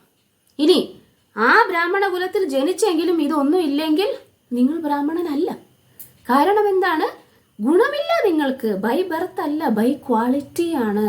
അതുകൊണ്ട് തന്നെ ഈ കുലത്തിൽ ഇത് വീണ്ടും വീണ്ടും അവസാനം എന്ത് സംഭവിച്ചു? ഇങ്ങനെ രണ്ടുപേരും വഴിതെറ്റിച്ചിരിക്കുന്നു. എന്താണ്? ചില ആൾക്കാർ വിചാരിക്കുന്നു കുലത്തിൽ ജനിച്ചു കഴിഞ്ഞിട്ടുണ്ടെങ്കിൽ ഞാൻ വേദാഭ്യസനത്തിന് യോഗ്യനാണെന്നല്ല. സത്വഗുണത്തിൽ അധിഷ്ഠിതമായി ജീവിതചര്യ ജീവിക്കുന്ന ആർക്കും വേദങ്ങൾ അഭ്യസിക്കാം, ആർക്കും ഭഗവാനെ മനസ്സിലാക്കാം, ആർക്കും ഭക്തി പ്രാക്ടീസ് ചെയ്യാം. അങ്ങനെയാണ് ഡിസ്ക്രിഷൻ ഇല്ലാത്തത്. പക്ഷെ എങ്ങനെയാണ് ഡിസ്ക്രിഷൻ ഉള്ളത്? അതിലല്ലാതെ തമോ ഗുണത്തിലുള്ള ആൾക്ക് എനിക്ക് ഭക്തി പ്രാക്ടീസ് ചെയ്യണമെന്ന് വിചാരിച്ചാൽ അയാൾക്ക് ഉന്നതി പ്രാപിച്ചാൽ ഭക്തി പ്രാക്ടീസ് ചെയ്യാം. ആ അവസ്ഥയിലിരുന്നു കൊണ്ട് എനിക്കിതെല്ലാം മനസ്സിലാക്കണമെന്ന് വിചാരിച്ചാൽ മനസ്സിലാക്കാൻ പറ്റുകയില്ല. കാരണം വിഷയം വിശുദ്ധ സത്വമാണ് എന്നത് തന്നെ. എനിക്ക് തോന്നുന്നു നിങ്ങൾക്ക് മനസ്സിലായി കാണും എന്ന് പറഞ്ഞു വരുന്നതിൻ്റെ അർത്ഥം. അപ്പോൾ ഇവിടെ എന്താണ്? രജോ ഗുണത്തിലും തമോ ഗുണത്തിലും അധിഷ്ഠിതമായ വ്യക്തികൾ വേദങ്ങളിലെ പ്രതിപാദ്യ വിഷയം മനസ്സിലാക്കാൻ കഴിവില്ലാത്തവരാണ് എന്ന് പറയുന്നതിന്റെ അർത്ഥം എന്താണ്? അതിന് എന്ത് വേണം? ഗുണം വേണം. ശമോദമ തപ ശൗചം ശാന്തി ആർജവം ഏവച ജ്ഞാനം വിജ്ഞാനം ആസ്തിക്യം. ഈ ഗുണമുണ്ടോ? നിങ്ങൾക്ക് മനസ്സിലാകും. ഈ ഗുണമില്ലേ? നിങ്ങൾ ആ ഗുണം നേടാൻ വേണ്ടി നിങ്ങളുടെ അവബോധത്തെ പ്യൂരിഫൈ ചെയ്യാൻ വേണ്ടി ശ്രമിക്കുക. എങ്ങനെ? 4 റെഗുലേറ്ററി പ്രിൻസിപ്പിൾസ് ഓഫ് ഫ്രീഡം. നിയന്ത്രിതമായ ജീവിതം. അത് നമ്മളുടെ ഉന്നമനത്തിന് വേണ്ടിയാണെന്ന് മനസ്സിലാക്കി ആ ജീവിതം സ്വീകരിച്ചു കഴിഞ്ഞിട്ടുണ്ടെങ്കിൽ നിങ്ങൾക്ക് എവിടേക്ക് ഉയരാൻ കഴിയും? സത്വഗുണത്തിലേക്ക് ഉയരാൻ കഴിയും. നിങ്ങൾക്ക് പ്രതിപാദ്യ വിഷയം, അതായത് വേദങ്ങളിൽ പ്രതിപാദിച്ചിരിക്കുന്ന ഭഗവാനെ നിങ്ങൾക്ക് അറിയാനും കഴിയും. നിങ്ങൾക്ക് പരിശുദ്ധ ഭക്തനായി മാറാൻ കഴിയും. ഒരു ജീവാത്മാവ് പോലും ഇതിന് യോഗ്യനല്ലാത്തവരില്ല. എല്ലാ ജീവാത്മാക്കളും ഇതിന് യോഗ്യരുള്ളവരാണ്. ആ ജീവാത്മാക്കൾ ആണിൻ്റെ ശരീരമാകട്ടെ പെണ്ണിൻ്റെ ശരീരമാകട്ടെ, അമേരിക്കക്കാരനാകട്ടെ ഇന്ത്യക്കാരനാകട്ടെ ആഫ്രിക്കക്കാരനാകട്ടെ ആര് വേണമെങ്കിലും ആകട്ടെ, അയാൾക്ക് ഒരേപോലെയുള്ള റൈറ്റ്, അല്ലെങ്കിൽ റൈറ്റ് എന്ന് പറഞ്ഞ അവകാശം, ജീവാത്മാവിന് അവകാശമുണ്ട് ഇതിനു വേണ്ടിയിട്ട്. ആ അവകാശത്തെ പക്ഷേ അവകാശം ഉണ്ടെന്നും പറഞ്ഞ് അതിനു വേണ്ടിയിട്ട് ഒന്നും ചെയ്യാതിരുന്നു കഴിഞ്ഞാൽ ശരിയാവുകയില്ല. അവകാശമുണ്ട് എന്ന് വിചാരിക്കുമ്പോൾ എങ്ങനെയാണ് അവകാശത്തെ നേടുക? അതിനുള്ള പ്രോസസ്സ്, പ്രക്രിയ ചെയ്യുക. എന്താണ് പ്രക്രിയ? നിയന്ത്രിതമായ ജീവിതചര്യ. താഴേക്കിടയിൽ നിന്നും മേലേക്കിടയിലേക്ക് ഉയരാൻ വേണ്ടിയിട്ട് നിയന്ത്രിതമായ ജീവിതചര്യ. അങ്ങനെ അധിഷ്ഠിതമായിട്ടുള്ള ജീവിതത്തിൽ സവിശേഷ ഗുണങ്ങൾ ഉണ്ടെങ്കിൽ മാത്രം നിങ്ങൾക്ക് എന്ത് ചെയ്യാൻ പറ്റും? ഇത് മനസ്സിലാകാൻ പറ്റും. ഈ ഒരു കാര്യത്തെ വളരെയധികം തെറ്റായി വ്യാഖ്യാനിച്ചിരിക്കുകയാണ് ഈ നമ്മുടെ സമകാലികരായിട്ടുള്ള ആൾക്കാർ. ഇതുകൊണ്ടാണ് വേദങ്ങൾ കേൾക്കുന്നവൻ്റെ ചെവിയിൽ ഈയ മുറുക്കി ഒഴിക്കുന്നു എന്നൊക്കെ പറഞ്ഞിട്ട് നമ്മൾ കേട്ടിട്ടുണ്ട്. എല്ലാവരും തെറ്റിദ്ധരിക്കപ്പെട്ടിരിക്കുകയാണ്. ആർക്ക് വേണമെങ്കിലും വേദം അഭ്യസിക്കാം, പക്ഷേ ഗുണം, ഏത് ഗുണം? ബ്രാഹ്മണ്യം എന്ന് പറയുന്നത് ചുമ്മാ പേരിനുള്ള ബ്രാഹ്മണ്യമല്ല, പൂണൂരിട്ട ബ്രാഹ്മണനാവില്ല. എന്താണ് വേണ്ടത്? ഗുണകർമ്മ വിഭാഗശഃ. എല്ലാ തരത്തിലുമുള്ള മീഡിയാസും ഈ പ്രകാരം ഈ ഒരു വൈദിക ഗ്രന്ഥങ്ങളിലെ ഈ ഒരു വിഷയത്തെ വളച്ചൊടിച്ച് വ്യക്തികളെ തെറ്റിദ്ധരിപ്പിക്കാൻ വേണ്ടി വളരെയധികം ശ്രമിക്കുന്ന കാലഘട്ടമാണ്. നമ്മൾക്ക് മനസ്സിലാകണം ഇതിൻ്റെ യാഥാർത്ഥ്യം. നമ്മൾക്ക് ഇനിയുള്ളവർക്ക് പറഞ്ഞു കൊടുക്കാൻ വേണ്ടിയിട്ട് നമ്മൾ തന്നെ മനസ്സിലാക്കിയാൽ മാത്രമേ ഇനിയുള്ളവർക്ക് പറഞ്ഞ് മനസ്സിലാക്കാൻ പറ്റുകയുള്ളൂ. നോക്കൂ, സത്യയുഗത്തിൽ ഏവരും സത്വഗുണത്തിൽ നിവിഷ്ടരായിരുന്നു. ക്രമേണ ത്രേതായുഗത്തിലും ദ്വാപരയുഗത്തിലും സത്വഗുണത്തിന് അധപ്പതനം സംഭവിക്കുകയും സാമാന്യ ജനങ്ങൾ ദുഷിക്കുകയും ചെയ്തു. വർത്തമാന യുഗത്തിൽ സത്വഗുണം മിക്കവാറും ശൂന്യമാക്കപ്പെട്ടിരിക്കുന്നു. അങ്ങനെ സാമാന്യ ജനങ്ങളിലും അപചയം സംഭവിച്ചിരിക്കുന്നു. ആകയാൽ അതിദയാലുവും പ്രബലനും ശ്രേഷ്ഠനുമായ വ്യാസദേവൻ രജസ് തമോ ഗുണ പ്രധാനികളായ അല്പജ്ഞാനികൾക്ക്, അതായത് നമ്മൾക്ക് പ്രായോഗികമായി അനുവർത്തിക്കാൻ ഉതകുന്ന വിധം വേദങ്ങളെ പലതായി വിഭജിച്ചു. താഴെ പ്രസ്താവിക്കും പ്രകാരം അടുത്ത ശ്ലോകത്തിൽ ഇവയൊക്കെ വിശദമാക്കുന്നു. ഈ പറയുന്ന അടുത്ത ശ്ലോകത്തിൽ പറയുന്ന ആൾക്കാർ എന്ന് പറയുന്നത് നമ്മൾ ഇനി ഒരാളെ കളിയാക്കുന്നതല്ല. അടുത്ത ശ്ലോകം വായിക്കുമ്പോൾ നിങ്ങൾക്ക് മനസ്സിലാകും ഇത് ഞാൻ തന്നെയാണ്. എന്താണ് 25ാമത്തെ ശ്ലോകം? എന്താണ്? സ്ത്രീ ശൂദ്ര ദ്വിജബന്ധൂനാം ത്രയീനാ ശ്രുതിഗോചരഃ കർമ്മ ശ്രേയസി മൂഢാനാം ശ്രേയ ഏവം ഭവേദിഹ ഇതി ഭാരതമാഖ്യാനം കൃപയാ മുനിനാ കൃതം. സ്ത്രീ ശൂദ്ര ദ്വിജബന്ധൂനാം ത്രയീനാ ശ്രുതിഗോചരഃ കർമ്മ ശ്രേയസി മൂഢാനാം ശ്രേയ ഏവം ഭവേദിഹ ഇതി ഭാരതമാഖ്യാനം കൃപയാ മുനിനാ കൃതം. നോക്കൂ, ആരാണ് സ്ത്രീ? സ്ത്രീ ശരീരം. എനിക്ക് ഈ ജന്മത്തിൽ സ്ത്രീ ശരീരമാണ്, അടുത്ത ജന്മത്തിൽ എനിക്ക് സ്ത്രീ ശരീരം തന്നെ കിട്ടണം നിർബന്ധമൊന്നുമില്ല. അപ്പോൾ എൻ്റെ ശരീരം എന്ന് പറയുന്നത് താൽക്കാലികമാണ്. ഞാൻ എന്ന ജീവാത്മാവ് എറ്റേണലാണ്. അപ്പോൾ ഇവിടെ സ്ത്രീ എന്ന് പറഞ്ഞിരിക്കുന്ന ആരെയാണ്? എല്ലാ ജീവാത്മാക്കളെയും വേണമെങ്കിൽ സ്ത്രീ എന്ന് പറയും. ശൂദ്ര, ആരാണ് ശൂദ്ര? ആ ജീവാത്മാവിൻ്റെ ഗുണം ശൂദ്രൻ്റെ ആയതുകൊണ്ടാണ്. അയാൾ ആ ക്വാളിറ്റിയിൽ നിന്നും മുന്നേറി ബ്രാഹ്മണ്യം കിട്ടിക്കഴിഞ്ഞിട്ടുണ്ടെങ്കിൽ അവിടെ ശൂദ്രൻ എന്ന് പറയുന്നത് അയാളെ അഭിസംബോധന ചെയ്യുന്ന കാര്യമേ അല്ല. ദ്വിജബന്ധു, ബ്രാഹ്മണ കുലത്തിൽ ജനിച്ചു, പക്ഷെ ശൂദ്രന്റെ ക്വാളിറ്റീസ് ആണ് ഉള്ളത്. ദ്വിജബന്ധു, ദ്വിജനാണോ? അല്ല, ദ്വിജന്റെ ബന്ധുവാണ്. ഇവർക്ക് മൂവർക്കും ശ്രുതിഗോചരമല്ല. കാരണം എന്താണ്? അന്നത്തെ സാമൂഹിക സാഹചര്യത്തിൽ സ്ത്രീകൾ വേദപഠനങ്ങളിൽ ഏർപ്പെട്ടിരുന്നില്ല. ഗുരുകുലം എന്ന് പറയുന്നത് അന്ന് ഈ തപശ്ചര്യ ചെയ്യുന്നതിനും മറ്റു കാര്യത്തിനും സ്ത്രീകളുടെ ശാരീരികമായിട്ടുള്ള, അല്ലെങ്കിൽ ഞാൻ ഈ പറയുന്നത് കലികാലത്തിലെ കാര്യമേ അല്ല. കലികാലത്തിൽ എല്ലാവരും ശൂദ്രരാണ്. ഞാൻ പറയുന്നത് സത്യയുഗം, ത്രേതായുഗം, ദ്വാപരയുഗം എന്നൊക്കെ വിശദീകരിച്ചിരിക്കുന്ന യുഗങ്ങളിൽ അങ്ങനെയുള്ള ആ ഒരു അവസരത്തിൽ ഗുണമനുസരിച്ച് മാത്രമേ അവർക്ക് എന്ത് ചെയ്യാൻ പറ്റുകയുള്ളൂ? വേദങ്ങൾ അഭ്യസിക്കാനുള്ള അവസരമുണ്ടായിരുന്നുള്ളൂ. നമുക്കറിയാം ഗുരുകുല വിദ്യാഭ്യാസവും അങ്ങനെ ഉപനയനവും മറ്റു കാര്യങ്ങളുമൊക്കെ സാധാരണ ചെയ്തിരുന്നത് ആരാണ്? ദൂരെ പോയി താമസിക്കുക, സംരക്ഷണമില്ലാതെ ഒരു ഗുരുവിൻ്റെ നേതൃത്വത്തിൽ മാത്രം കഴിയുക, ഇതെല്ലാം സ്ത്രീകൾക്ക് കഴിയുന്ന കാര്യങ്ങളല്ല. അവിടെ റെസ്ട്രിക്ഷൻ ഉണ്ടായിരുന്നു. കാരണം അവരുടെ ശാരീരികവും മാനസികവുമായിട്ടുള്ള ഡിഫറൻസ് ആയിരിക്കുന്നത് കൊണ്ടായിരിക്കാം.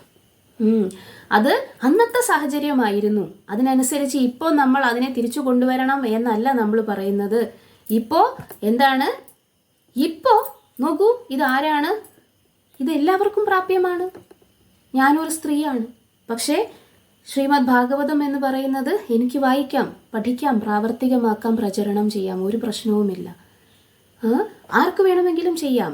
ആ സാഹചര്യം എന്ന് പറയുന്നത് ഡിഫറൻ്റ് ആയിരുന്നു, യുഗം ഡിഫറൻ്റ് ആയിരുന്നു. അതുകൊണ്ട് അന്നത്തെ കാലത്തെ കാര്യമാണ്. ദ്വാപരയുഗത്തിൻ്റെ എൻഡിൽ, കലിയുഗത്തിൻ്റെ തുടക്കത്തിൽ അങ്ങനെ ആയിരുന്നു സാഹചര്യം. ആ സാഹചര്യം അങ്ങനെ ആയതുകൊണ്ട് ഇങ്ങനെ എഴുതാൻ പറ്റും. എന്താണ്? സ്ത്രീ ശൂദ്ര ദ്വിജ ബന്ധൂനാം ത്രയീ നാ ശ്രുതിഗോചരഃ. അവർക്ക് അതിനുള്ള അവസരം ഉണ്ടായിരുന്നില്ല. അത് മാത്രമല്ല, അവർക്ക് അതിനുള്ള ക്വാളിറ്റിയും ഉണ്ടായിരുന്നില്ല. അവർക്ക് ഫിസിക്കലി, മെന്റലി, ഇമോഷണലി വേറെ ഒരു സ്വഭാവമായിരുന്നു. അതുകൊണ്ട് കർമ്മശ്രേയസി മൂഢാനാം ശ്രേയ ഏവം ഭവേദിഹ. ഇങ്ങനെയുള്ള ആ ഒരു ആൾക്കാർക്ക് വേണ്ടിയിട്ട്, അവർക്കും വേണ്ടിയിട്ട്, എന്നിട്ട് അവരെ ഉപേക്ഷിച്ചില്ല. ആര്? വ്യാസദേവൻ ഉപേക്ഷിച്ചില്ല. എന്താണ് വ്യാസദേവൻ ഉപേക്ഷിക്കാതെ എന്ത് ചെയ്തു? ശ്രേയ ഏവം ഭവേതിഹ. അവർക്കും ശ്രേയസ്കരമായിട്ട് എന്ത് ചെയ്തിരിക്കുന്നു? ഇതി ഭാരതമാഖ്യാനം, മഹാഭാരതം. എന്താണ്? ഇതിഹാസം. ഇതിഹാസം, ഹിസ്റ്റോറിക്കൽ റെക്കോർഡ് എന്നാണ് പ്രഭുപാദ എഴുതിയിരിക്കുന്നത്. വെറും കെട്ടുകഥയല്ല, ഹിസ്റ്റോറിക്കൽ റെക്കോർഡ്. ഹിസ്റ്ററി, ചരിത്രം. അതായത് എന്താണ് ഈ ചരിത്രം എന്ന് പറയുന്നത്? നടന്ന സംഭവം, എന്നെങ്കിലും നടന്നിരിക്കുന്ന സംഭവം, അവശേഷിപ്പുകൾ ഇപ്പോഴും കിട്ടുന്ന സംഭവം. അതാണ് കുരുക്ഷേത്രം, ദ്വാരക. ഇതെല്ലാം നമുക്ക് ഇപ്പോഴും അവശേഷിപ്പുകൾ ലഭ്യമാണ്. ഇതെല്ലാം വന്നിട്ട് ഹിസ്റ്ററിയാണ്, ചരിത്രമാണ്. അതൊരു മാനസികമായിട്ട് ആ ഋഷി ഇങ്ങനെ പറഞ്ഞിരിക്കുന്നതല്ല. അങ്ങനെ ഒരു രാജാവ് ഉണ്ടായിരുന്നു, ഇങ്ങനെ ഒരു രാജാവ് ഉണ്ടായിരുന്നു, പാണ്ഡവന്മാരുണ്ടായിരുന്നു, അങ്ങനെയായിരുന്നു, ഇങ്ങനെ ആയിരുന്നു എന്ന് പറഞ്ഞിട്ട് അദ്ദേഹത്തിൻ്റെ ഇമാജിനേഷൻ അല്ല, അത് ചരിത്രമാണ്, ഇതിഹാസം. എന്തിനാണ് അത് പറയുന്നത്? അവരുടെ ജീവിതത്തിൽ സംഭവിക്കുന്ന സാഹചര്യത്തിൽ എങ്ങനെയാണ് അവർ ഭഗവാനെ ആശ്രയിച്ചത്, എങ്ങനെയാണ് അവർ സിറ്റുവേഷനിൽ നിന്നും അല്ലെങ്കിൽ സാഹചര്യത്തിൽ നിന്നും ഭക്തിയിലേക്ക് തങ്ങളുടെ അവബോധത്തെ കൊണ്ടുവന്നത് എന്ന് നമ്മളും ആ സാഹചര്യത്തിൽ പെട്ടുപോയേക്കാം. ദ്വാപരയുഗത്തിൽ യുദ്ധം, രണ്ട് കുടുംബങ്ങൾ തമ്മിൽ അല്ലെങ്കിൽ ഒരേ കുടുംബങ്ങൾ തമ്മിൽ.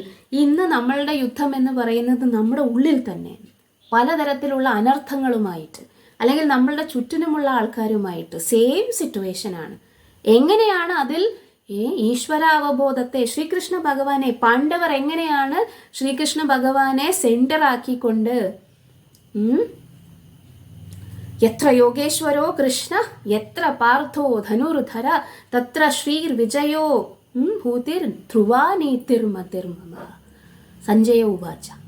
അപ്പോൾ യോഗേശ്വരനായ കൃഷ്ണൻ ആരുടെ കൂടെ ആയിരുന്നു? പാണ്ഡവരുടെ കൂടെ ആയിരുന്നു. കാരണം ധർമ്മിഷ്ഠരായതുകൊണ്ട്. നമ്മളും ഈ ഒരു സിറ്റുവേഷനിൽ ധർമ്മിഷ്ഠരായി അല്ലെങ്കിൽ ധർമ്മത്തിൻ്റെ അല്ലെങ്കിൽ നേരിൻ്റെ, സത്യത്തിൻ്റെ അല്ലെങ്കിൽ ആ പാതയിലുണ്ടെങ്കിൽ ഭഗവാനും നമ്മളെ സഹായിക്കും. ആ യുദ്ധം നമുക്കും ഉള്ളതാണ്. പക്ഷെ ആ യുദ്ധം ഇമാജിനറി അല്ല, ആ യുദ്ധം അന്ന് നടന്നതാണ്. നമ്മൾ ഈ പ്രകാരം ഇത് എൻ്റെ സിറ്റുവേഷൻ ആണെന്ന് മനസ്സിലാക്കുകയും അതേസമയം അത് ഇമാജിനറി ആവുമെന്നും പറഞ്ഞാൽ ശരിയാവില്ല. അത് ഇമാജിനറി അല്ല, അതെന്താണ്? അത് യഥാർത്ഥ്യമായിരുന്നു അന്ന് ദ്വാപരയുഗത്തിൽ. അതിൻ്റെ അവശേഷിപ്പുകൾ ഇപ്പോഴും നിങ്ങൾക്ക് കാണാൻ കഴിയും. പക്ഷെ ഇപ്പോൾ ആ ഒരു സിറ്റുവേഷൻ നമ്മളെ എന്തിനാ പഠിപ്പിക്കുന്നത് വ്യാസദേവൻ? സിറ്റുവേഷൻ അല്ലെങ്കിൽ ആ ഒരു സംഭവ്യമായിട്ടുള്ള സ്ഥലത്ത് എങ്ങനെയാണ് അവർ കൃഷ്ണാവബോധം പ്രാക്ടീസ് ചെയ്തത്? അപ്പോൾ ഞാൻ എൻ്റെ സിറ്റുവേഷനിൽ ഈ യുദ്ധത്തിൽ എങ്ങനെയാണ് കൃഷ്ണാവബോധം പ്രാക്ടീസ് ചെയ്യേണ്ടത്, എങ്ങനെയാണ് ആധ്യാത്മികമായി പുരോഗമിക്കേണ്ടത്? തീർന്നു, അത്രയേ ഉള്ളൂ. ഉദ്ദേശം നമ്മളുടെ ഉന്നമനം. ഹിസ്റ്ററി, അതായത് നടന്ന സംഭവം, ഇതിനെ നമ്മളുടെ ജീവിതത്തിൽ പ്രാവർത്തികമാക്കാൻ വേണ്ടിയിട്ടുള്ള പാഠം നൽകുക എന്നതാണ് ഈ പഞ്ചമവേദം, അതായത് ഭാരതാഖ്യാനം. കൃപയാ മുനിനാ കൃതം. അദ്ദേഹം മേഴ്സിഫുൾ ആയതുകൊണ്ട് കൃപയാ കൃപയാ കൃപയാ എന്ന് ഇവിടെ പല സ്ഥലങ്ങളിൽ പറയുന്നു. എന്തുകൊണ്ടാണ്? ഒരു ഗുരുവിന് മാത്രമേ ഇങ്ങനെ ചിന്തിക്കാൻ കഴിയുകയുള്ളൂ. വ്യാസദേവനെ പോലെയുള്ള സത്വഗുണത്തിൽ അധിഷ്ഠിതരായിട്ടുള്ള പരിശുദ്ധ ഭക്തന്മാർക്ക് മാത്രമേ ബാക്കിയുള്ള ഹിതത്തിന് വേണ്ടി പ്രവർത്തിക്കാൻ കഴിയുകയുള്ളൂ. പര ദുഃഖ ദുഃഖി എന്ന് പറയും. നമ്മൾ ആരാണ്? പര ദുഃഖ സുഖി. ഇനിയുള്ളവരെ വിഷമിച്ച് കഴിഞ്ഞിട്ടുണ്ടെങ്കിൽ നമുക്ക് അങ്ങനെ തന്നെ വേണം എന്ന് തോന്നും. കാരണം എന്നോട് അങ്ങനെ ചെയ്തിരിക്കുന്നത് കൊണ്ട് നിനക്ക് അങ്ങനെ തന്നെ വേണം, നിന്റെ കർമ്മമാണത്, അങ്ങനെ തന്നെ അനുഭവിക്കണം എന്ന് നമ്മൾ പറഞ്ഞു കഴിയും. വ്യാസദേവൻ അങ്ങനെയല്ല. വ്യാസദേവൻ ബുദ്ധിമാന്മാരായിട്ടുള്ള മനസ്സിലാക്കാൻ പറ്റുന്ന ആൾക്കാർക്ക് വേദങ്ങളെല്ലാം കൊടുത്തു. ശിഷ്യന്മാർ വഴി അത് എല്ലാവരിലും എത്തിച്ചു. ഇനി അത് മനസ്സിലാക്കാത്ത ഒരു വിഭാഗം ജനങ്ങൾ അന്നുണ്ടായിരുന്നു. സ്ത്രീകളും ഗുണമില്ലാത്ത ആൾക്കാരും, കുലത്തിൽ ജനിച്ചു എങ്കിലും ആ ഗുണമില്ലാത്ത ആൾക്കാരും, ഇതെല്ലാവരും എല്ലാ സ്ഥലത്തും ഉണ്ടായിരുന്നു അന്നും. അപ്പോൾ അവർക്ക് ശ്രുതിഗോചര, അവർക്ക് സാഹചര്യമില്ലായിരുന്നു അത് കിട്ടാൻ വേണ്ടിയിട്ട്. അവർക്ക് വേണ്ടിയിട്ട് ഭാരത ആഖ്യാനം ചെയ്തു. ഭാരതം എന്ന് പറയുന്നത്, മഹാഭാരതം എന്ന് പറയുന്നത് ഹിസ്റ്ററിയാണ്. അതിൽ പല കാര്യങ്ങൾ പ്രതിപാദിക്കുന്നുണ്ട്.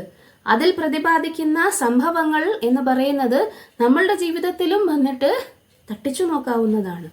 അങ്ങനെയാണ് ആർക്ക് ഈ തരത്തിലുള്ള ആഖ്യാനം മുനി ചെയ്തിരിക്കുന്നത്, അല്ലേ? ഓക്കെ, നിങ്ങൾക്ക് മനസ്സിലായി എന്ന് വിചാരിക്കുന്നു. കാരണം ഇത് വളരെയധികം തെറ്റിദ്ധരിക്കപ്പെടുന്ന വിഷയങ്ങളാണ്. സോ ജീവിതത്തിൻ്റെ നിയാമക ലക്ഷ്യത്തെ പ്രാപ്തമാക്കുന്നതിലേക്കായി ജനങ്ങളെ കഴിവുള്ളവരാക്കി തീർക്കാൻ ഇത് ഉപകരിക്കുമെന്ന് ബുദ്ധിപരമായി പരിചിന്തിക്കയാൽ ശ്രേഷ്ഠനായ ആ ഋഷി അദ്ദേഹത്തിൻ്റെ അപാര കൃപയാൽ ദ്വിജബന്ധുക്കൾക്കും, ആരാണ് ദ്വിജബന്ധു? ബ്രാഹ്മണ കുലത്തിൽ ജനിച്ചു പക്ഷെ ആ ക്വാളിറ്റീസ് ഇല്ല, ദ്വിജബന്ധു. ശൂദ്രർ ആരാണ്? തമോ ഗുണത്തിൽ ജീവിക്കുന്ന ആൾക്കാർ. സ്ത്രീകൾ ആരാണ്? സ്ത്രീ ശരീരം കിട്ടിയ ആൾക്കാർ. ആ സാഹചര്യത്തിൽ അവർക്ക് ഗുരുകുലത്തിൽ പോയി വിദ്യ അഭ്യസിക്കാനുള്ള സാഹചര്യം ഇല്ലായിരുന്നു. അവരെയും വിട്ടില്ല. അവർക്കും വേണ്ടിയിട്ട് ആരാണെങ്കിലും ആ കൃപയ്ക്ക് അർഹരാണ്. മഹത്തായ ചരിത്രാഖ്യാനമായ മഹാഭാരതം രചിച്ചു. നമുക്ക് നോക്കാം അടുത്തത് എന്താണ് എന്ന്. ഇനി ഇതും കഴിഞ്ഞിട്ട് അദ്ദേഹം എന്ത് ചെയ്തു? ഏവം പ്രവൃത്തസ്യ സദാ ഭൂതാനാം ശ്രേയസി ദ്വിജഃ സർവാത്മാ കേനാപി യഥാ ന തുഷ്യാദ് ഹൃദയം തഥാ. എന്ത് സംഭവിച്ചു?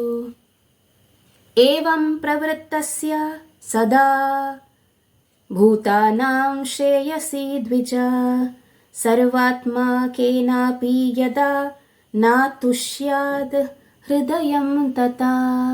എന്ത് സംഭവിച്ചു?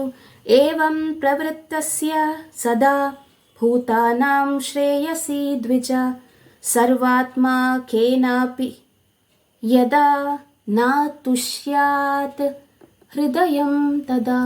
എന്ത് സംഭവിച്ചു വ്യാസദേവന്? ഇതെല്ലാം ചെയ്തു. സദാ ഭൂതാനാം ശ്രേയസി, ഭൂതാനാം ശ്രേയസി, ജീവാത്മാക്കൾക്ക് വേണ്ടിയിട്ട് എല്ലാ തരത്തിലുമുള്ള കാര്യങ്ങളും ചെയ്തു. ആര്? ആ വ്യാസദേവൻ.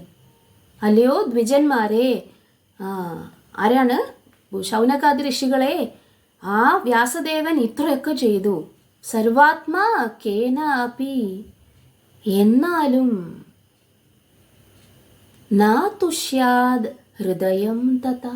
എന്ത് സംഭവിച്ചു? വ്യാസദേവന് വിചാരിച്ചു ഇനി എന്തോ ചെയ്യാനുണ്ട്, സംതൃപ്തി വന്നില്ല. നാ തുഷ്യാദ്, അദ്ദേഹത്തിൻ്റെ മനസ്സ് സംതൃപ്തമായില്ല. ഇനിയും എന്തോ ബാക്കിയുണ്ട് ബാക്കിയുണ്ട് ബാക്കിയുണ്ട് എന്നാണ്. എത്രയധികം വിവരിച്ചിട്ടും ഒരു അതൃപ്തി അതിൻ്റെ അകത്ത് ബാക്കി നിന്നു. അതാണ് വ്യാസദേവന് ഡിസ്സാറ്റിസ്ഫാക്ഷൻ എന്ന് പറയുന്നത്. ഡിസ്സാറ്റിസ്ഫാക്ഷൻ, അതായത് അതൃപ്തി. എന്തായിരുന്നു ആ അതൃപ്തിക്ക് കാരണം? അതൃപ്തിക്ക് കാരണം എന്തായിരുന്നു എന്ന് നമുക്ക് അടുത്ത ക്ലാസ്സിൽ കേൾക്കാം. കാരണം ആ അതൃപ്തി എന്തുകൊണ്ടാണ് എന്ന് അദ്ദേഹത്തിന് മനസ്സിലായില്ല ആദ്യം. ആ അതൃപ്തി എന്താണ് എന്ന്, അദ്ദേഹത്തിൻ്റെ ആ ഒരു ഡെഫിഷ്യൻസി അല്ലെങ്കിൽ അപര്യാപ്തത എന്താണ് എന്ന് അദ്ദേഹത്തിന് മനസ്സിലാക്കി തരാൻ വേണ്ടിയിട്ട് അദ്ദേഹത്തിൻ്റെ ഗുരുനാഥനായ നാരദ ഋഷി വരും. അപ്പോൾ എന്താണ് ആ അതൃപ്തി എന്ന് നമുക്ക് അടുത്ത ക്ലാസ്സിൽ പഠിക്കാം. അപ്പോൾ ഇന്ന് നമ്മൾ കണ്ടത് വ്യാസദേവൻ എല്ലാ ഗുരുക്കന്മാരുടെയും പ്രതിനിധിയാണ്. ആ ഗുരുക്കന്മാർ എന്ന് പറയുന്നത് സാധാരണ ജനങ്ങളോട്, അങ്ങേയറ്റം താഴേക്കിടയിലുള്ള ജനങ്ങളോട്, അത് ഞാൻ ഉൾപ്പെടെ ആരുമാകാം, നമ്മളുടെ പൊസിഷൻ എന്താണെന്ന് നമ്മൾ മനസ്സിലാക്കണം. നമ്മൾ സത്വഗുണത്തിലുള്ള ആളേ അല്ല. നമുക്ക് നിയാമക തത്വങ്ങൾ വേണം നമ്മളെ സത്വഗുണത്തിലേക്ക് ഉയർത്താൻ വേണ്ടിയിട്ട്. അപ്പോൾ ആ നിയാമക തത്വങ്ങൾ നമ്മളുടെ ജീവിതത്തിൽ നമ്മൾ എത്രത്തോളം പ്രാവർത്തികമാക്കുന്നു, നമ്മളുടെ അവബോധം പ്യൂരിഫൈ ചെയ്തുകൊണ്ടേയിരിക്കും. ആ പ്യൂരിഫിക്കേഷൻ പ്രോസസ്സിൽ വന്നിട്ട് നമുക്ക് യോഗ്യത വരും. ആ യോഗ്യത അനുസരിച്ച് നമ്മൾക്ക് ഈ ഭഗവാനെക്കുറിച്ചുള്ള കാര്യങ്ങൾ മനസ്സിലാകും.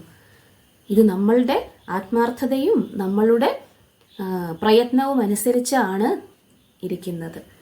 ആർക്കു വേണമെങ്കിലും, ആരും വന്നിട്ട് ഇതിന് നോ അല്ല, അല്ലെങ്കിൽ ഇല്ല, നിങ്ങൾക്ക് പറ്റില്ല, അവകാശമില്ല, അല്ലെങ്കിൽ നിങ്ങൾക്ക് സാധിക്കില്ല എന്ന് പറയാൻ പറ്റില്ല. സാധിക്കും, എല്ലാവർക്കും, ഓരോ ജീവാത്മാവിനും സാധിക്കും. അതുകൊണ്ടാണ് വ്യാസദേവൻ ആരെയും ഉപേക്ഷിക്കാത്തത്. അപ്പോൾ നമുക്ക് ഈ ഒരു ക്ലാസ് ഇവിടെ അവസാനിപ്പിക്കാം. വ്യാസദേവന്റെ ഡെഫിഷ്യൻസി എന്താണ് എന്ന് നമുക്ക് അടുത്ത ക്ലാസ്സിൽ കാണാം. ഹരേ കൃഷ്ണ.